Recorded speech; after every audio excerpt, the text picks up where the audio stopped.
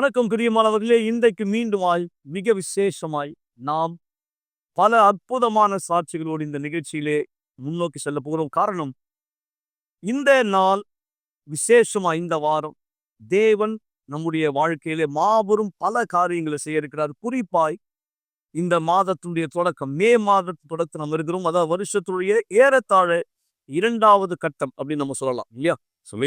மிக நிச்சயமாக நாம ஒவ்வொரு புது துவக்கமும் இந்த தேவனுடைய கைகளில் அர்ப்பணிக்கும் பொழுது நாம் அதனுடைய பலன்களை இந்த பெற்றுக்கொள்கிறவராக இந்த இருக்கும். குறிப்பாக ஒவ்வொரு வருடத்தின் புது நாள் இந்த தொடங்கும் பொழுது தேவன் அந்த வருஷத்தை ஆசீர்வதிக்க முடிய கேட்கிறோம். தேவன் அந்த நாட்களை இந்த வழி நடத்த முடிய கேட்கிறோம். அதே போல மே மாதம் நீங்க யார் உங்களுடைய திட்டங்கள், உங்களுடைய கனவுகள், உங்களுடைய விருப்பங்களை இந்த வெளிப்படுத்த தேவனோடு சேர்ந்து நடக்க உங்களை தயார்படுத்துகிறீர்களோ, மிக நிச்சயமாய் தெளிவாக இந்த புரிந்து கொள்ளுங்கள்.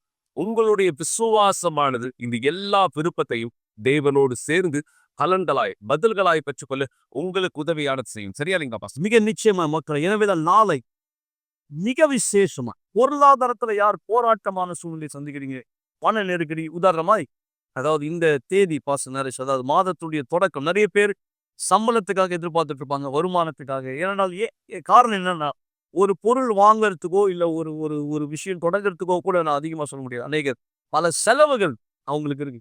நிறைய இஎம்ஐ கட்ட வேண்டியிருக்கு, நிறைய லோன்ஸ் கட்ட வேண்டியிருக்கு, நிறைய விஷயங்கள், நிறைய காரியங்கள், வாடகை, ஸ்கூல் ஃபீஸ், பல விஷயங்கள்.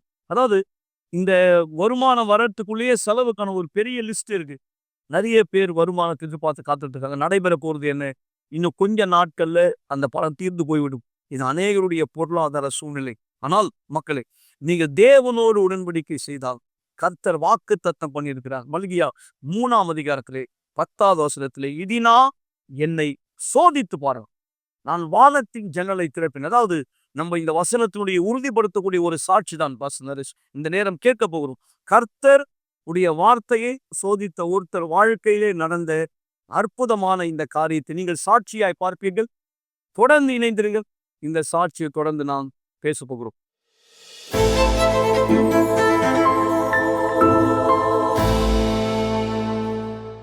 எல்லோருக்கும் வணக்கம். வாங்க இந்த ஒரு அற்புதமான சாட்சியை ரோஜேஷ் அவர்கிட்ட இருந்து கேட்கலாம். வணக்கம், எப்படி இருக்கீங்க? நல்லா இருக்கேன். நல்லா இருக்கீங்களா? உங்களுடைய சாட்சியை தயவு செய்து எல்லார்கிட்டையும் பகிர்ந்துக்கோங்க. நிச்சயமா பாஸ்டர், நான் இந்த நேரம் இங்க இருக்கக்கூடிய மக்களுக்கு என்னுடைய சாட்சி சொல்ல மிகவும் சந்தோஷப்படுறேன். ஏன்னா தேவன் என்னுடைய பண வாழ்க்கையில எந்த அளவுக்கு ஒரு அதிசயத்தை செஞ்சிருக்காரு சொல்லி மக்களை, நிச்சயமா நான் உங்களிடத்துல சொல்லக்கூடிய ஒரு வார்த்தையானது, நான் இந்த ஆலயத்துக்கு வரும்போது 2500 ரூபாய் சம்பளம், இதுதான் என்னுடைய ஒரு மாதத்துக்கான சம்பளமா இருந்தது. ஒரு மாசத்துக்கு 2500. ஒரு மாசம் என்னுடைய சம்பளம் 2500 ரூபாய். இந்த 2500 ரூபாய் சம்பளத்துல இருந்து தான் நான் இந்த ஆலயத்துக்கு வர ஆரம்பிச்சிருந்தேன். இந்த ஆலயத்துல நான் வரும்போது ரொம்பவும் கஷ்டப்பட்டேன். ஏன்னா 2500 ரூபாய் சம்பளம் ஒண்ணுமே எனக்கு கிடையாது.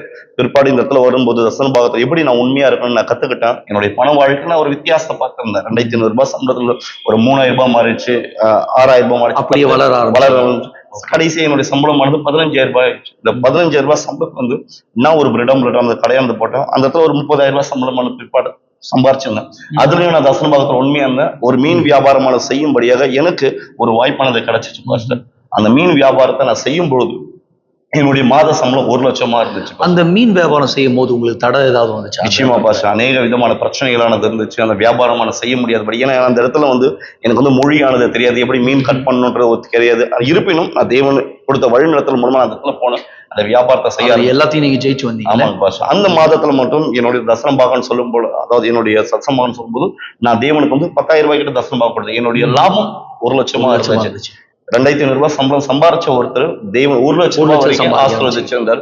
நான் பிற்பாடு நான் திங்கட்கிழமை கொடுத்த தொடர்ந்து கலந்துக்க ஆரம்பிச்சுதான் நம்முடைய பிஷப் ஆனது வந்திருந்தாரு. கடந்த வாரங்கள்ல தேசத்தினுடைய ஆசீர்வாதம், இந்த எண்ணெயை 2 வாரங்கள் முன்னாடி தேசத்தினுடைய ஆசீர்வாதத்தை நான் என்னுடைய கரங்களை பெற்றுக்கொண்டேன். அந்த நேரமான பிஷப் என்னை வழி நடத்திருந்தார். நான் தேவனுக்கு உண்மை தன்ன நபரா இருக்கும்போது ஆசீர்வாதம் நம்மளை தேடி வரும். இதுதான் அவருடைய வார்த்தையானது. நான் அதை விசுவாசிச்சேன், அதன் பிரகாரம் போனேன். என்ன தேடி ஒரு கான்ட்ராக்ட் ஆனது வந்துச்சு. அதாவது நான் ஒரு சில்லறை வியாபாரம் செய்யக்கூடிய நபரா இருக்கேன். ஏறக்குறைய 50 கிலோ மீன்கள் தான் நான் எடுக்கக்கூடிய நபரா இருக்கேன். ஒரு வாரத்துக்கு என்னுடைய லாபம் 10,000 ரூபாய். ஆனா நான் இந்த நேரம் இந்த கான்ட்ராக்ட் மூலமா என்ன பெற்றுக்கொண்டேன்னா, மீன் வியாபாரம் செய்யக்கூடிய நான் எனக்கு மீன் விற்பனை செய்யக்கூடிய இந்த மார்க்கெட்டுக்கு நான் என்ன பண்ணேன், மீன்கள் கொடுக்க ஆரம்பிச்சேன். ஓகே. அப்ப எவ்வளவு மீன்களை நீங்க எடுப்பீங்க? ஏறக்குறைய வந்து நான் 50 கிலோ மீன்கள் தான் நான் எடுப்பேன் நானு. ஆனா மார்க்கெட்டுக்கு மட்டும் ஏறக்குறைய 600 கிலோ கிட்ட நான் வந்து அவங்களுக்கு மீன்கள் கொடுக்க ஆரம்பிச்சேன். இதன் மூலியமா எனக்கு வந்த லாபமானது ஏறக்குறைய வந்து 68,000 ரூபாய் லாபமானது ஒரு வாரத்துல வந்து ஒரு வாரம். 7 நாள்ல பாஸ்டர். 7 நாள்ல. பிற்பாடு நான் என்ன பண்ணேன், இந்த வாரத்துல நான் கடந்து போனேன், என்னுடைய வியாபாரத்தை செய்ய ஆரம்பிச்சிருந்தேன். பிற்பாடு என்னுடைய எல்லா சேமிப்பு நான் என்னோட சம்பாதிச்ச எல்லாத்தையும் கணக்கானது போடும்போது 3,66,000 ரூபாய் இந்த மாதம் என்னுடைய சம்பாதிப்பு. ஒரே மாசம். யோசிச்சு பாருங்க பாஸ்டர், 2,500 ரூபாய் சம்பளத்தை இருந்தேன்னா இன்னைக்கு தேவன் 3,66,000 வகையில நான் ஆசிரிச்சேன். மக்களே, நான் இந்த நேரமான இந்த ஒரு தசனம் பார்க்க கௌரவங்களுக்கு முன்னாடி காண்பிக்கிறதுக்காக ஒரு பெருமையோட காட்டுறதுக்காக கிடையாது. 2,500 ரூபாய் சம்பளத்துல இருந்த என்ன தேவன் 3,66,000 ரூபாய் வந்து சம்பாதிக்க வச்சுக்கிற. இது என்னுடைய தசனம் பாகமா இருக்கு மக்கள். நீங்க நிச்சயமா விசுவாசிக்கக்கூடிய நபரா இருந்தீங்கன்னா அடுத்த சாட்சியா நீங்க இருப்பீங்க மக்கள். தேவன் உங்களை ஆசீர்வதிக்கக்கூடிய நபராக. இது மட்டும் அல்லாமல் பிஷப் இந்த நேர்மறை எனக்கு ஒரு வழிநடத்தல கொடுத்திருக்காரு. நான் சொந்த ஆலயத்தை இந்த இடத்துல கட்டுவேன்னு சொல்லிட்டு என்னுடைய தசனம் பாகம் ஏறக்குறைய வந்து 1,00,000 இருக்கும் அப்படின்னு நான் அந்த வார்த்தையை முழுமையா விசுவாசிக்கிறேன். தேவனுக்கு நான் கொஞ்சத்துல உண்மையா இருக்கும். தேவன் என்ன அநேகத்துக்கு அதிபதியான நபரை மாத்திருக்காரு. நான் தேவனுக்கான சொந்த ஆலயத்தை கட்டுவேன் மக்களே. நீங்க அடுத்த சாட்சியா இருக்கீங்க மக்களே. You will be the next testimony. மிக நிச்சயமா மக்களே, நீங்க பார்த்தது போல் தேவனுடைய வார்த்தை எவ்வளவு நிஜம் என்பது இந்த நாளும் நிரூபிக்கப்பட்ட கூடியதா இந்த இடத்துல இருக்கு இவருடைய சாட்சி மூலமா. ஏன்னா பலாயிரக்கணக்கான வருஷங்களுக்கு முன்பாக எழுதப்பட்ட வார்த்தை இன்றும் எவ்வளவு நிஜம் என்பது இவருடைய அந்த விசுவாசன் செயல் இந்த இடத்தில் காண்பிக்கப்பட்டது. இதுதான் ஒவ்வொரு திங்கட்கிழமையும் இரவு 7 மணி கூட்டத்திலே ஆலயத்தில் மக்கள் யாரெல்லாம் எங்களோடு இணைகிறார்களோ அல்லது நீங்க யார் இந்த நேர நிகழ்ச்சியை பார்த்துட்டு இருக்கீங்களோ நீங்களும் இணைந்து கற்றுக்கொள்ள பொருளாதார செழிப்பு தேவனோடு கூட எப்படியாக நாம் பெற்றுக்கொள்ள முடியும் என்கிற மிக சிறப்பான கூட்டத்திற்கு உங்களை நான் வரவேற்க விரும்புகிறேன். மிக சரியா ஒவ்வொரு திங்கட்கிழமை என்ன நடக்கிறது, உங்களுடைய பொருளாதார வாழ்க்கை மீது எப்படியாக தேவனுடைய பதில்களை நீங்கள் பெற்றுக்கொள்ளக்கூடிய வாய்ப்பு உங்களுக்கானதாய் இருக்கிறது என்பதை புரிந்து கொள்ள ஒரு சிறு வீடியோ விளக்கத்தை பாருங்கள் கொள்கை. உங்களுடைய வாழ்க்கையில் சில காரியத்தை நீங்கள் முன்பாகவே கைப்பற்றியிருக்க வேண்டும். ஆனால் ஏதோ ஒன்று அதை தடுக்கிறது. உங்கள் வியாபாரம் வளரவில்லை. நீதிமன்றத்தில் இருக்கும் உங்கள் வழக்கு முன்னோக்கி செல்லவில்லை. கதவுகள் திறக்கப்படவில்லை. இது தற்செயலாய் நடந்தது கிடையாது. ஆனால் இது ஒரு ஆவிக்குரிய எதிர்ப்பை கொண்டுள்ளது. ஆவிக்குரிய உலகிலிருந்து எதிர்ப்பு வரும்பொழுது அதற்கு ஒரே ஒரு தீர்வு மட்டும்தான் உண்டு. தேவனுடன் உருவாக்கும் உடன்படிக்கைக்கான உயிருள்ள விசுவாசம். உங்களுடைய வாழ்க்கையில் முன்னோக்கி செல்லவோ மற்றும் பதில்களை பார்க்கவோ நீங்கள் விரும்புகிறீர்களா? எனவே ஏப்ரல் 21 திங்கட்கிழமை துவங்கி எல்லா அசுத்தத்தின் எதிர்ப்பை உடைப்பதற்கான கூக்குரல். உங்கள் பண வாழ்க்கையில் முன்பு மற்றும் பிற்பாடு என்ற வித்தியாசம் ஏற்படும். அந்த கூட்டத்தில் ஒரு விசேஷமான ஆசீர்வாதம் அறிக்கை செய்யப்படும் அனைத்து வியாபாரம் செய்பவர்களுக்கும் மற்றும் அவர்கள் தொழிலாளிகளுக்கும். ஏனென்றால் ஒரு வெற்றிக்குரிய வியாபாரம் என்பது அனைவரும் செழிப்பாக மாறுவது. கூட்ட நேரம் மாலை 7 மணி. தேவனுடனான செழிப்பு. யூனிவர்சல் ஆலயம் எண் 282 கீழ் 681 1000 விளக்கு, அண்ணா சாலை, சென்னை 6,00,006. அல்லது உங்கள் அருகாமையில் உள்ள கிளை சபையில் இணையுங்கள். நல்லது மக்களே, நீங்கள் பார்த்த பிரகாரமா இதுதான் உங்களுக்கு நாங்கள் முன்வைக்கிற அழைப்பு. தேவனோடு கூட செழிப்பு. கர்த்தரோடு கூட ஒருத்தர் செழிப்படையும் போது அதுல எந்த வருத்தம் இருக்கா? அதாவது மக்கள் பிரயாசப்படுறாங்க, ஆனா வருமானத்தினால அவங்க பாரம் தான் ஏற்படுகிறது. நம்ம சற்று முன்பு பேசிய மாதிரி செலவுகள் செலவுகள் செலவுகள் கடந்து. ஆனால் தேவனோடு யார் செழிப்படைகிறாங்களோ அதுல எந்த வருத்தம் இருக்காது. சற்று முன்பு நீங்கள் கேட்ட ரோஜேஷ் அவருடைய சாட்சியை போல. எனவே மக்களே, இந்த சிறப்பு அழைப்பு உங்களுக்காக. நீங்கள் எந்த இடத்துல இருந்தாலும் சென்னையிலே மேல் மும்பையிலே எங்களோடு இணையலாம். எந்த யூனிவர்சல் ஆலயத்திலும் சலம் சபை மவுண்ட் ரோடிலோ அல்லது எந்த கிளை சபையிலோ தேவனோடு கூட செழிப்பை பெற்றுக்கொள்ள, குறிப்பா இந்த மே மாதம் உங்கள் பொருளாதார வாழ்க்கையிலே உள்ள தடைகள் நீக்கப்பட நீங்கள் இந்த சிறப்பு வாய்ப்புக்காய் வரவேற்கப்படுகிறீர்கள். மக்களே, இந்த நேரத்திலே நாம் கூட்டத்தினுடைய இறுதியிலே ஒரு விசேஷமான ஜபத்தை செய்ய போகிறோம். எனவேதான் ஒரு டம்ளர் தண்ணீர், ஒரு பாட்டில் தண்ணீர் ஆயத்தப்படுத்திக் கொள்ளுங்கள். ஜப நேரத்தில் அதை ஆசீர்வதிக்க போகிறோம். இந்த வாரத்துடைய இந்த கடைசி நாள், இந்த நிகழ்ச்சியுடைய இந்த கடைசி நாளில் கர்த்தர் தாமே உங்களை குடும்பத்தாரை பலப்படுத்தும்படியாய் இந்த தண்ணீரை கர்த்தர் பயன்படுத்தும்படியாய் நாம் நிகழ்ச்சியோட இறுதியிலே கேட்டு போகிறோம். ஆனால் அதே தருணம் நீங்கள் மிக முக்கியமாய் நாளை யூனிவர்சல் ஆலயம் எங்கிலும் நடைபெறப் போகிற இந்த சிறப்பு கூட்டத்தை ஒருபோதும் தவறவிடக்கூடாது. இந்த அழைப்பு உங்களுக்கு முன் வைக்கப்படுகிறது. காரணம், எல்லா மக்களுக்குள்ளேயும் பல கனவுகள், பல ஆசைகள் உண்டு. Pastor Harris. விருப்பம், இப்படிதான் நம்ம தெளிவா இந்த வார்த்தையை சொல்லலாம். உங்களுக்குள்ளாக விருப்பங்கள் இருக்கு. நான் சொல்றது சரியா? திருமணம் ஆவறதுக்கான விருப்பம், உங்களுடைய வாழ்க்கையை கட்டுவதற்கான விருப்பம், பிள்ளைகளை வளர்ப்பதற்கான விருப்பம், இப்படியாக விருப்பம் நம்ம எல்லோருக்குமே வாழ்க்கையில இந்த இடத்துல எண்ணில் அடங்காததா இந்த இடத்துல இருக்கு.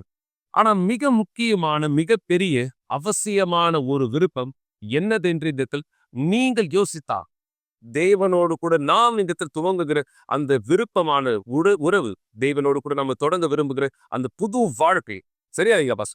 மக்கள் பல பதில்கள் இந்த இடத்தில் பெற்றுக்கொள்ள விரும்புறாங்க. உதாரணத்துக்கு தேவனோருடைய வார்த்தை சொல்றது போல, முதலாவது என் ராஜ்யத்தையும் என் நீதியையும் திட்டத்தேடுங்க, பிற்பாடுவைகள் எல்லாம் உங்களோடு கூட கொடுக்கப்படும். ஆனா இந்த வார்த்தை எத்தனை பேருக்கு தெரிந்திருந்தோம்? உலகத்தையும் உலகத்தினுடைய காரியங்களையும் தேடுகிறவரா இருக்காங்க. ஆனா தேவன் தெளிவா சொல்லிட்டாரு, என்ன நீ முதலாவது வைக்கும் பொழுது, என்ன நீ பிரதானப்படுத்தும் பொழுது, என்னோடு கூட எல்லாவற்றையும் நீ பெற்றுக்கொள்ள முடியும். பல மக்கள் இந்த வார்த்தையை ஏற்றுக்கொண்டு கீழ்ப்படிந்ததுனாலே பதில்களை உடையவராய் இந்த இடத்துல இருக்காங்க. இதே பதில் தான் உங்களுடைய வாழ்க்கையிலும் நீங்க பெற வாய்ப்பானதை நாங்கள் உருவாக்க இருக்கிறோம். சரியா இல்லையா பாஸ்டர்? மிக நிச்சயமாய் நம்ம இந்த கருத்தை குறித்த இந்த விளக்கத்துக்கு நம்ம இன்னும் ஆழமாய் செல்வதற்கு முன்பாய், எந்த அளவு இது புத்திசாலித்தனமான ஒரு செயல் அப்படின்னு கூட சொல்லலாம். ஆண்டவரையே அவரை முதலாவது தேடுகிற விருப்பத்தை நமக்குள்ள வைக்க விரும்புகிறார். அல்லது ஏன் எல்லா விருப்பத்துக்கும் மேல அவரை பெறுகிற விருப்பம் நம் வாழ்க்கையில பிரதானமா இருப்பது அவசியம் என்பதை நமக்கு ஏன் அறிவுறுத்துகிறார்? நண்பர்களே, இந்த சாட்சி உங்களுக்கு தெளிவா, இந்த சாட்சி உங்கள் கண்களை திறக்க வேண்டாம். பல நேரம் நாம் பேசும்பொழுது நிஜ வாழ்க்கைக்கு இது உதவுமா? இது சாத்தியமா? சராசரியான ஒரு பெண், சராசரியான ஒரு மனுஷன், இந்த உலக வாழ்க்கையில போராடி கொண்டிருக்கிற ஒருத்தருக்கு இது சாத்தியமா? பல பேருக்கு இந்த கேள்வி இருக்கிறது. ஆனால் சாட்சி நிரூபிக்கிறது சாத்திய. மக்களே, நம்மத்தில் இருக்கிற ஒருத்தர் எப்படி கர்த்தருடைய இந்த வழிகாட்டுதல் எடுத்துக்கொண்டு விருப்பத்தை மாற்றும் பொழுது வாழ்க்கை எப்படி மாறுகிறது? இதோ முதல் சாட்சியை கேளுங்கள். நாம் தொடர்ந்து விருப்பத்தை குறித்து நிகழ்ச்சியில பேசலாம். முன்பு நான் உடைக்கப்பட்ட கடனாளியாக இருந்தேன். பல உறவு முறையில் நான் ஈடுபட்டிருக்கேன். நான் எப்பவுமே வெளியில போவேன். பார்ட்டில அதிகமா குடிக்க ஆரம்பிச்சேன். சிங்கிள் பேரண்டா ஆனேன். உடைந்த குடும்பத்துல இருந்து தான் நான் வந்தேன். நான் ஒரு நிலையான நபர் இல்ல. எப்பவுமே ஏதாச்சும் ஒண்ணு தேடிட்டே இருப்பேன். ஆனா என்ன தேடுறேன்னு எனக்கே தெரியாது. வெறுமை, சோகம், கோவம், கசப்பான தன்மை எல்லாமே எனக்குள்ள இருந்தது. வீட்ல என் குடும்பத்தார் மீது அதிகமா கோவப்படுவேன். வீட்டை சுத்தப்படுத்துவது போன்ற விஷயத்துல நான் பயங்கரமா கோவப்படுவேன். எனக்கு பிடிச்ச மாதிரி இல்லனா அது சரியா செய்யலனா ரொம்ப கோவப்படுவேன். அவங்களை திட்டிடுவேன். எனக்கு நல்லா ஞாபகம் இருக்கு. நான் ஒரு நாள் குடிச்ச அனுபவத்தை நான் எப்பவுமே அனுபவிச்சது இல்ல. எனக்கு மறுத்து போயிடுச்சு. சுயநினைவே இல்லாம நான் விழுந்து கிடந்தேன். எனக்கு பயமா இருந்துச்சு. நான் குடிச்சேன்றதே எனக்கு தெரியாது. இந்த மாதிரி விஷயத்த நான் அனுபவிச்சது இல்லைன்றதால எனக்கு உண்மையாவே பயமா இருந்தது. அந்த நேரம் நான் உணர்ந்த விதம் எனக்கு பிடிக்கல. சிங்கிள் பேரண்டா இருக்கிறது ரொம்ப ரொம்ப ரொம்ப கஷ்டமானது. நான் ரொம்பவே கஷ்டப்பட்டிருக்கேன். எனக்கு நல்லாவே ஞாபகம் இருக்கு. நிறைய நாட்கள் நான் முழு நேரமாக வேலை செய்யும் போது அந்த வேலையெல்லாம் ஒதுக்கி வச்சுட்டு என்னுடைய மகனை ஸ்கூல்ல இருந்து கூட்டிட்டு வரதுக்காக நான் போவேன். என்னுடைய வேலையினால சில நேரம் அவனை நான் லேட்டா கூட்டிட்டு வந்துருவேன். நான் லேட்டா வந்துட்டேன்னு அவன் சோகமா இருப்பான், வருத்தத்தோட இருப்பான். என்னுடைய மகன் சந்தோஷமா இல்லைன்னு எனக்கு தெரியும். அவனுக்கான நேரத்தை என்னால கொடுக்க முடியல. ஏன்னா எனக்கு வேலையானது இருக்கு. என்னுடைய வாழ்க்கை இந்த விதமா தான் இருந்தது. குழப்பமானது, சோகமானது, கசப்பு, உடைக்கப்பட்டதா இருந்தது. ஆலயத்துக்கு என்னுடைய சகோதரி மூலமா நான் அழைக்கப்பட்டேன். அதை நான் ஏத்துக்கிட்டேன். நான் ஆலயத்துக்கு வரும்போது முதல் நாள்லயே எனக்கு எல்லாமே ஞாபகம் இல்ல. ஆனா ஒரு விஷயமானது எனக்கு ஞாபகத்துல இருந்தது. நான் அதிகமா பெற்றுக்கொள்ள விரும்பினேன். அதனாலயே நான் ஆலயத்துக்கு திரும்பி வந்தேன். நான் ஆலயத்துக்கு தொடர்ந்து வந்தேன். தேவனுடைய வார்த்தைய நான் தீவிரமா எடுத்துக்க ஆரம்பிச்சேன். என்னால செய்ய முடியும். நான் செய்வேன். அன்பின் சிகிச்சையில கலந்துக்க ஆரம்பிச்சேன். விசுவாசத்தோட அந்த கூட்டத்துல கலந்துக்கிட்டேன். அந்த வருஷத்துல நான் நிறைய பிரச்சனைகளை சந்திச்சேன். திடீர்னு அம்மா இறந்துட்டாங்க. நான் வீட்டுக்கு வர வேண்டிய சூழ்நிலையா இருந்தது. நான் பயணிக்க வேண்டியதா இருந்தது. என்னுடைய சகோதரிக்கு உடம்பு சரியில்லை. எப்பவுமே ஹாஸ்பிட்டல் போயிட்டு வருவாங்க. 2013 அதே வருஷத்துல வலிப்பு நோயானது வந்தது. நிறைய விஷயம் என்னை எதிர்த்து வந்தது. டிசம்பர் வந்தாலுமே என்னுடைய தீர்மானத்தை நான் மாத்திக்கல. என்னுடைய பண வாழ்க்கையில நிறைய கஷ்டமானது இருக்கு. எனக்கு கடனானது இருக்கு. எனக்கு நிறைய பிரச்சனைகள் இருக்கு. ஆனா நான் தேவன் கிட்ட சொன்னேன், தேவனே, நான் என்ன தீர்மானமானது எடுத்தனோ நான் பின்வாங்க விரும்பல. என்னுடைய வாழ்க்கைய உங்களுடைய கரத்துல நான் பார்க்க விரும்புறேன். நான் விண்ணப்பமானது செய்யல. நான் ஒரு சிறப்பு நிகழ்ச்சியில கலந்துக்கிட்டேன். நான் தேவனிடத்துல ஜெபிச்சேன். இதுதான் என்னுடையதும், என்னுடைய குடும்பத்தினுடைய சூழ்நிலையா இருக்கிறது. உங்களுடைய சித்தம் நிறைவேறுவதாக. ஆலயத்துக்கு தொடர்ந்து வர ஆரம்பிச்சேன். கூட்டங்கள்ல கலந்துக்கிட்டேன். நான் எத கத்துக்கிட்டனோ, விசுவாசத்துல வளர ஆரம்பிச்சேன். சிறப்பு நிகழ்ச்சியானது 2013ல நடந்தது. 2015ல என்னுடைய கணவர நான் சந்திச்சேன். என்னுடைய அன்பின் வாழ்க்கையானது ஆசீர்வாதமா இருக்கு.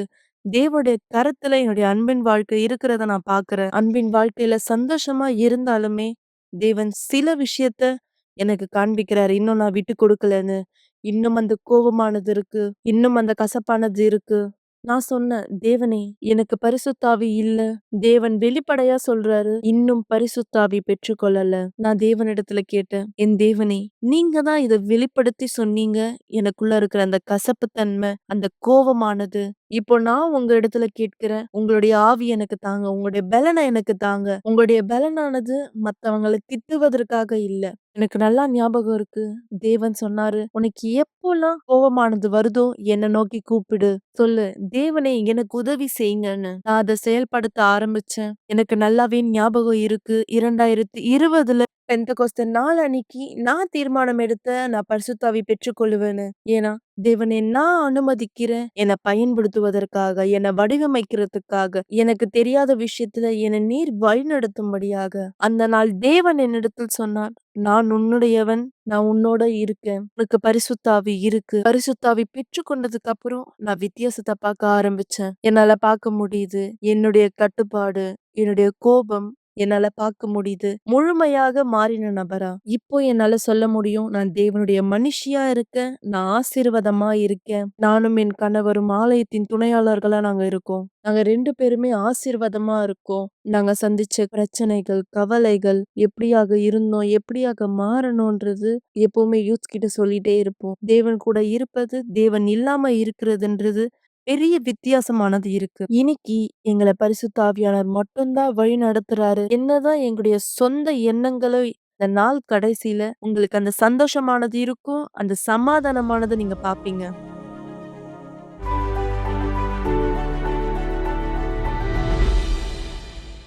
மிக நிச்சயமாய் மக்களே, அலீசியாவுடைய சாட்சி உங்கள் அநேகருடைய ஆவிக்குரிய கண்கள், அதாவது மனக்கண்களை திறந்திருக்கும் என்பதில் எங்களுக்கு எந்த விதமான சந்தேகம் இல்லை.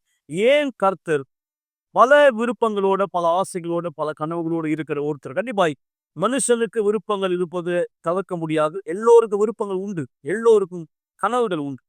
ஆனால் எது முதலாவது, எது இரண்டாவது, அதாவது வாழ்க்கையில இந்த இந்த படிக்கட்டு, அதாவது இந்த நிலை மிக அவசியம் மக்களே. இந்த விஷயம் பத்தி பேசணும் பாஸ். நிறைய பேர் எது முதலாவது, எது இரண்டாவது அப்படின்ற அந்த முறை தெரியாம இருக்கு. முறையை மாற்றும் போது வாழ்க்கையினுடைய நிலைமை மாறும் கண்டிப்பா. மிக நிச்சயமாக. நாம நம்ம வாழ்க்கையின் எல்லா காரியங்களும் இந்த இடத்துல செய்யும் பொழுது அதற்கான வழிமுறையானது இருக்கு. நீங்க எந்த பொருள் இந்த இடத்துல வாங்கினாலும் அதற்கான ஒரு மேனுவல் இந்த இடத்துல இருக்கும். அதுதான் இந்த இடத்துல அந்த பொருளை எப்படி பயன்படுத்துறது, அல்ல அந்த பொருளை எப்படியாக நம்ம இணைக்கிறது, அந்த பொருளுடைய பிரோஜனம் நாம முழுமையா பெறுவதற்காக நாம அதை இந்த இடத்துல கடந்து போக வேண்டியதா இருக்கு. அப்போ நம்முடைய வாழ்க்கைக்கு இந்த இடத்துல தேவன் ஒரு மேனுவல் ஆனது இந்த இடத்துல வச்சிருக்கார். வழிமுறையானது இந்த இடத்துல கொடுக்கப்படும்படியாக. அதுதான் இயேசு இந்த இடத்துல சொன்னது. அவருடைய வழியை நாம பிரதானப்படுத்தும் பொழுது நாம அவரோடு கூட எல்லாவற்றையும் பெற்றுக்கொள்கிற ஒருவராய் இந்த இடத்துல இருக்கிறோம். நாம அணிகிற இந்த துணியிலிருந்தும் கூட, உதாரணத்துக்கு நாம இந்த இடத்துல உடுத்துற இந்த சட்டையானது, நீங்க முதல் பட்டன் ஆனது தவறாக இந்த இடத்துல போடுவீங்க, கடைசி பட்டன் சரியானதா இந்த இடத்துல வருமா? மிக நிச்சயம் அந்த முழு சட்டையும் தவறாக தான் இருக்கும். நீங்க தொடங்குகிற அந்த துவக்கம் சரியானதா இந்த இடத்துல இருக்கும் பொழுது அது எல்லாம் வழி நடத்தப்படுகிறது. நீங்கள் அதனுடைய பலனின் பதிலை பெற்றுக்கொள்ள முடியாது. சரியா இல்லைங்களா? அதாவது இது எளிமையான உதாரணம், ஆனால் தெளிவான உதாரணம். அன்றாட வாழ்க்கை நம்ம சரியா அந்த ஒழுங்குமுறையை கடைபிடிக்கணும்னா நம்முடைய சட்டை பட்டன் கூட நம்மளால ஒழுங்கா போட முடியாது. அது சரியா சீரா இருக்கா, எப்படி வேணா போடலாம் அப்படின்னு நம்ம நினைக்க முடியாது. எப்படி வேணா போடலான்றது சரியா வராது. எனவே வாழ்க்கைன்றது எப்படி வேணா வாழலான்றது கிடையாது. எனவேதான் அநேகருடைய விருப்பமே இல்ல கனவுகளே அவங்களுக்கு வேதனையா மாறும்.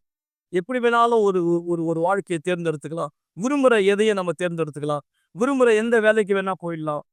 விரும்புகிற எதை வேணா செய்யலாம்னு சொல்லும் போது, ஆனால் அது வாழ்க்கைக்கு உதவுமா, வாழ்க்கைக்கு வளர்ச்சிக்கு பிரயோஜனமா இருக்குமா, வாழ்க்கையினுடைய நற்பெயருக்கு பிரயோஜனமா இருக்குமான்றத மக்கள் சிந்திக்காதனால வெறும் விருப்பத்தின் மீது மாத்திரமே ஒருத்தர் கவனம் செலுத்துவதனால் தான் பல விதமான பேர் மன அழுத்தத்துக்கு உட்படுத்தப்படுறாங்க, கெட்ட பழக்கத்துக்கு ஆளாக்கப்படுறாங்க, கோபத்துக்கு உட்படுத்தப்படுகிறார்கள். ஏய், குடும்பத்தை விட்டு பிரியக்கூடிய, உறவுகளை முறித்து கொள்ளக்கூடிய துர்பாக்கியமான சூழ்நிலைக்கு அநேகர் தள்ளப்படுகிறார்கள். ஏன்னா இந்த இந்த முறை விருப்பங்களை எப்படி வரிசைப்படுத்துவது அந்த முறை மக்களுக்கு தெரியல.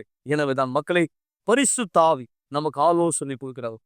பரிசுத்த ஆவி நம்மை தனியாய் விடுவதில்லை. ஆனதா இயேசுடைய வார்த்தை தான் இல்லையா, நான் உங்களை ஒருபோதும் திக்கற்றவர்களாய் விட மாட்டேன், உங்களுக்காய் தேற்றரவாளனை அனுப்புவேன், அவர் வந்து உங்களுக்கு வழிகளை கொடுப்பார்னு சொன்னார். எனவேதான் மக்களே ஆண்டவர் ஆலோசனை கொடுக்கிறார். உங்கள் விருப்பம் முதலாவது அவரை தேடுவதா இருந்தால் ஆண்டவர் ஒழுங்குமுறையை கொண்டு வருவார், எப்படி அந்த விருப்பங்களை வரிசைப்படுத்த வேண்டும். அப்போ உங்க வாழ்க்கை சீரான வாழ்க்கையாய், ஒருவேளை சில இடர்பாடுகள் சில தடைகள் வந்தாலும் கூட தாண்டி செல்லக்கூடிய பலன் உங்களுக்குள் இருக்கும். தொடர்ந்து நாம் பேசுவதற்கு முன்பாய் இதோ இரண்டாவது சாட்சி நீங்கள் பார்க்கும்படியாய் கர்த்தர் உங்களை எந்த விருப்பத்துக்கு அழைக்கிறார், அது நீங்கள் உங்கள் விருப்பமாய் மாற்றிக்கொள்ளும் பட்சத்திலே, ஏய் நான் இப்படியாய் சொல்ல முடியும் இல்லையா பாசனரேஷ், அவங்களும் அடுத்த சாட்சியா மாற முடியும் இல்லையா? மிக நிச்சயமாகும். ஒருவேளை இன்னைக்கும் இந்த நேரம் நீங்க உடையதா இருக்கக்கூடிய அந்த விருப்பம் வேறொரு காரியத்தின் மீதாக இந்த இடத்துல இருக்கலாம். நீங்க சொன்ன இந்த வார்த்தையானது மிக ஆர்வத்துக்குரியது பாஸ். மக்கள் அவங்களுடைய விருப்பத்தை இந்த இடத்துல வைத்தவரா இருக்காங்க, எனக்கு எனக்கு ஆனா தேவன் அவர் தெளிவுபடுத்துகிறது போல அவருடைய விருப்பமானதை நாம் செய்யும் பொழுது நம்முடைய வாழ்க்கையினுடைய பொறுப்பு தேவனுடையதா இருக்கு. தேவன் நமக்கு இந்த இடத்துல எதை இந்த இடத்துல கொடுக்கணும்னு விரும்புறாரோ அதை அவருடைய வழிகளில் நாம் பெற்றுக்கொள்ளும்படியாக அவரை விட மிக சரியான இல்ல சிறந்த விருப்பத்தை நமக்காக இந்த இடத்துல உடையவர் யோசிக்கிறவர் யாரேனும் ஒருவர் இடத்துல உண்டா? நிச்சயமா என் விருப்பம் சரியானதா இருக்கும். அவர் நமக்கு தேர்வு செய்யறார் இல்லையா, நல்ல தகப்பனை போல அவர் தன் பிள்ளைக்கு தேர்வு செய்யறார், எப்படி வரிசைப்படுத்துறார். உங்களுக்கு ஒருவேளை குழப்பமான ஒரு சூழல், உங்களுக்கு என்ன செய்யணும்னு தெரியல மக்களை, அங்கதான் நீங்க எதை வேணாலும் விரும்புகிற ஒருத்தராக்கலாம், இல்லை உங்க விருப்பத்தை கூட உங்களால் வரிசைப்படுத்த முடியல, இல்லை யூகிக்க முடியல. ஆனால் கர்த்தரிடத்துல நீங்கள் சூழ்நிலை ஒப்படைத்தால், அவரை பெறுகிற விருப்பத்தை நீங்கள் எல்லாத்துக்கும் மேல பிரதானமாய் வைத்தால், உங்கள் விருப்பங்களை அவர் வரிசைப்படுத்தி கொடுப்பார். ஆண்டவர் ஒரு ஆர்டர் கொடுப்பார், ஒரு லிஸ்ட் கொடுப்பார், எப்படி உங்க வாழ்க்கை போகணும். கண்டிப்பாய் உங்கள் வாழ்க்கை தவறாய் செல்ல அல்லது ஏமாற்றத்துல முடிய, விரக்தியில முடிய, வலியோடு உங்க வாழ்க்கையை வாழ வேண்டிய அவசியம் நிச்சயமா இல்லை. மக்களே சாட்சி கேளுங்க. நாம் நிகழ்ச்சியோட இறுதிக்கு வந்திருக்கிறோம். இன்னும் சில நிமிடத்திலே நாம் விசுவாசத்தின் ஜபத்தில் இணைய போகிறோம். நாம் இந்த சாட்சியை கவனிக்கலாம். நான் எப்பொழுதுமே என்ன ஒரு சாதாரண குழந்தையை போல பார்த்ததில்ல. ரொம்பவே சோகமா, எதிர்மறையான யோசனைகளோடு. நான் ரொம்ப விளையாடுற குழந்தை கிடையாது. பார்க்குக்கு போய் எகிரி குதிச்சு விளையாடுறது அந்த மாதிரி நான் இல்லை. நான் ரொம்பவே தனிமையான குழந்தையா இருந்தேன். இது எல்லாமே எப்ப துவங்குச்சுன்னா, மரணத்தினுடைய அர்த்தத்தை நான் தெரிஞ்சுக்கும் பொழுது என்னுடைய அம்மா கிட்ட கேட்டேன் என்னுடைய தாத்தா பாட்டியை பத்தி. அவங்க சொன்னாங்க, உங்க பாட்டி வீட்டுல இருக்காங்க, ஆனா உங்க தாத்தா இறந்துட்டாருன்னு. முதல் முறைனா மரணம்னா என்ன நான் தெரிஞ்சுக்கிட்டேன். நான் கேட்டேன், மரணம்னா என்ன? அப்ப அவங்க சொன்னாங்க, ஒரே முறையா நீ கண்ணை மூடி மீண்டும் ஒருபொழுதும் எழுந்துக்க மாட்டேன்னு. அப்பத்துல இருந்து நான் தொந்தரவு செய்யப்பட்ட எனக்குள்ள யோசனை இருந்தது, அப்ப ஏன் நான் இந்த பூமிக்கு வரணும், ஏன் வாழணும், ஏன் சாகணும், என்றென்றைக்குமே உயிரோடு இருக்கிற மாதிரி கூட பிரயோஜனம் நான் இல்லையா அப்படின்னு. 6 வயசுல இருந்து 12 வயசு வரைக்கும் இந்த யோசனை எனக்குள்ளாகவே இருந்துச்சு. நான் பார்த்த என்னுடைய அப்பா என்னுடைய அம்மாவுக்கு துரோகம் பண்ணாரு. நான் என் சகோதரனோட ஒரு பொழுது ஒற்று போனது கிடையாது. எப்பொழுதுமே எங்களுக்குள்ள வாக்குவாதம் இருக்கும். நாங்க ஒன்னாதான் வளர்ந்தோம், ஆனா ஒரு பொழுதும் ஒற்று போனது கிடையாது. 12 வயசு இருக்கும்பொழுது நான் சொன்னேன், முடிஞ்சிச்சு, போதும் எல்லாம், நான் எல்லாத்தையும் முடிக்க போறேன் அப்படின்னு சொன்னேன். அப்பதான் நான் கிச்சனுக்கு போன ஒரு கத்தி எடுத்தேன். போதும், வாழ்க்கை போதும் அப்படின்னு முடிவு பண்ணேன். நான் கத்தி எடுத்து என்னுடைய கையை அறுத்துக்கலான்னு வரும்பொழுது கதவை திறக்கிறது போல ஒரு சத்தம் கிடைச்சு. உடனே நான் எல்லாத்தையும் மறைச்சு வச்சிட்டேன். அந்த நேரம் அது எங்க அம்மாவா இருந்தாங்க. அவங்க ரொம்ப அழகா சிரிச்சு என்னை பார்த்து சொன்னாங்க, வா வெளியே போலாம் அப்படின்னு. அதை நான் பார்க்கும்பொழுது நான் எனக்குள்ளாக சொல்லிக்கிட்டேன், இந்த உலகத்துல ஏதோ ஒரு இடத்துல உண்மையான சந்தோஷம் இருக்கு, ஒருவேளை நான் சரியான இடத்துல அதை தேடல போலன்னு. எனவே நான் அநேக இடத்துக்கு பயணத்துக்கு போவேன், நிறைய பாடல்கள் கேட்பேன், நண்பர்களோட வெளியே போனேன். சந்தோஷமா இருக்கிறதுக்கு என்னெல்லாம் வழி இருக்கோ எல்லாத்தையுமே நான் முயற்சி பண்ணேன். எந்த அளவுக்கு அதிகமா நான் முயற்சி பண்ணணும், அந்த அளவுக்கு வெறுமையா நான் மாறினேன். அது ரொம்பவே மோசமானது. ஏன்னா இரவு நேரத்துல என்னால ஒழுங்கா தூங்க முடியாது. எனக்கு ரொம்பவே மோசமான கெட்ட கனவுகள் வரும். ஆனா எனக்குள்ளாக ஒரு சத்தம் கேட்டுச்சு, நீ பிரயோஜனமே இல்லை, நீ ஒண்ணுமே இல்லை, யாருமே உன்னை நேசிக்க மாட்டாங்க, யாருமே உன்னை குறித்த அக்கறையா இல்லை, நீ பேசாம செத்துரு, நீ காணாம போயிடு. இந்த யோசனையை மாத்துறதுக்காக தான் நான் எப்பவுமே வெளியே போவேன். இது எனக்கு 16 வயசு இருக்கும்போது நடந்துச்சு. நான் நண்பர்களோட வெளியே போவேன், நான் கிளப்புக்கு அதிகமா போவேன், குடிச்சேன், சிகரெட் பிடிச்சேன், பார்ட்டிகள்ல அதிகமா இருப்பேன். நான் ஒரு நபரை காதலிச்சேன், ஆனா கண்டுபிடிச்சேன் பிற்பாடு அவர் எனக்கு துரோகம் பண்ணாருன்னு நான் சொன்னேன். அவ்வளவுதான், போதும். இனிமேலும் வாழ முடியாதுன்னு. அப்பதான் நான் 2வது முறையா தற்கொலைக்கு முயற்சி பண்ணேன். அந்த நேரம் நாங்க 5வது மாடியில வாழ்ந்தோம். அப்பதான் நான் மேல இருந்து குதிச்சிடலான்னு நினைச்சேன். நான் முயற்சி பண்ற நேரத்துல என்னுடைய கால்கள் உறைஞ்சு போயிடுச்சு. என்னால நகரவே முடியல.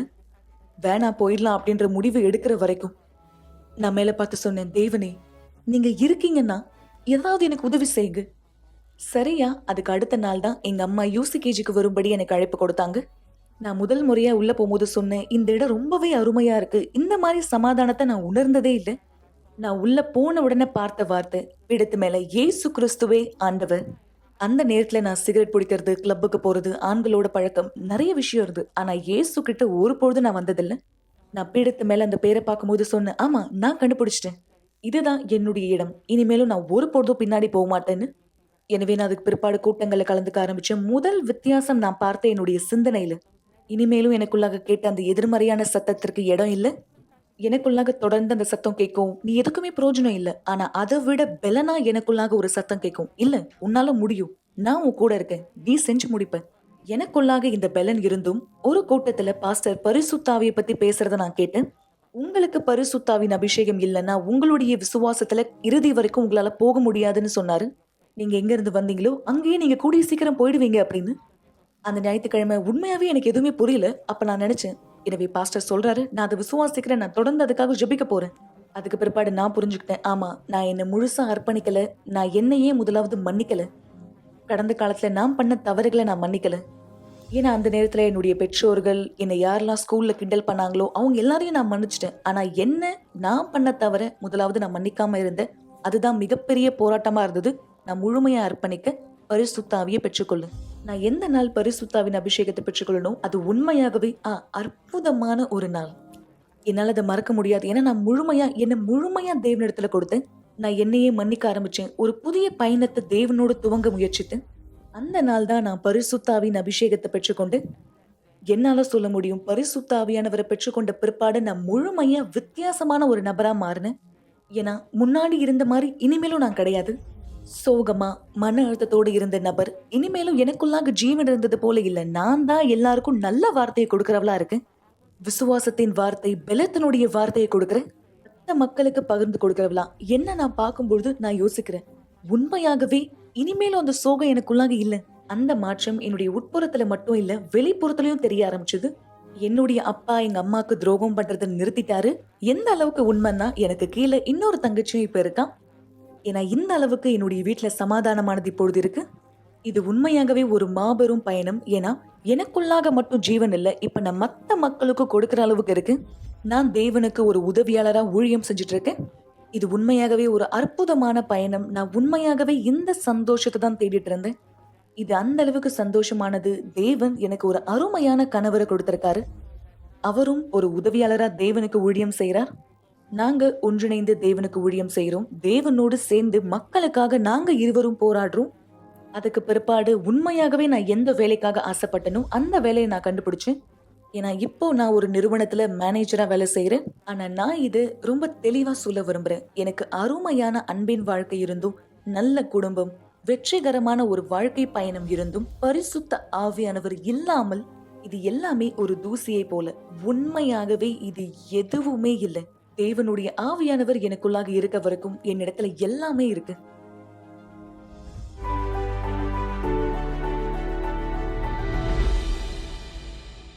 ஒருவரும் உங்களுக்கு வெளிச்சத்தின் நாளை கொடுக்காவிட்டாலும் அல்லது உங்களுடைய சத்தத்தை கேட்பதே பாரமாக தோன்றினாலும் உங்களுக்கு தேவையான பலத்தையும் நம்பிக்கையும் பெறுவதற்கான ஒரே வழி ஜெபம். தயவு செய்து உங்கள் கண்களை மூடியிருங்கள். இது ஜெபத்தின் நேரமாயிருக்கிறது. சர்வ வல்லவரே ஆண்டவராக இயேசு கிறிஸ்துவின் நாமத்தினால் இந்த தருணம், இந்த நிமிடம் நாங்கள் ஜெபத்திலே ஒன்றிணைகிறோம். உம்மை பெறுகிற விருப்பம் நான் விசுவாசிக்கிறேன் இன்றைக்கு மக்களுக்குள்ளாக தெளிவாக்கப்பட்டிருக்கிறது. எனவே அவர்கள் வாழ்க்கையிலே நீர் வரிசைப்படுத்துவீர். எந்தெந்த விருப்பங்கள் எப்படி கொண்டு வரப்பட வேண்டும், 2வது 3வது 4வது, அது தொடர்ந்து கொண்டே இருக்கலாம், தொடரலாம், அந்த பட்டியல் நீண்டு போகலாம். ஆனால் பிரதானமாய் உம்மை பெறுகிற விருப்பம் இருக்கும் பட்சத்திலே ஆண்டவரே, இவருக்குள்ளே தவறான ஒரு முடிவினால் ஏற்பட்ட காயங்கள் வலிகள், தவறான தேர்வினால், ஏன் தவறான விருப்பத்தினால் இழந்த இழப்புகள், நஷ்டங்கள், அந்த மன அழுத்தத்திலே, அந்த குழப்பத்திலே, அந்த கவலையிலே விழத்தள்ளப்பட்டவராக இருந்தால் தண்ணீரை பருகும்போது எல்லா சுமைகள், எல்லா பாரங்கள், பலவீனங்கள் மறையற்றும் தேவன்.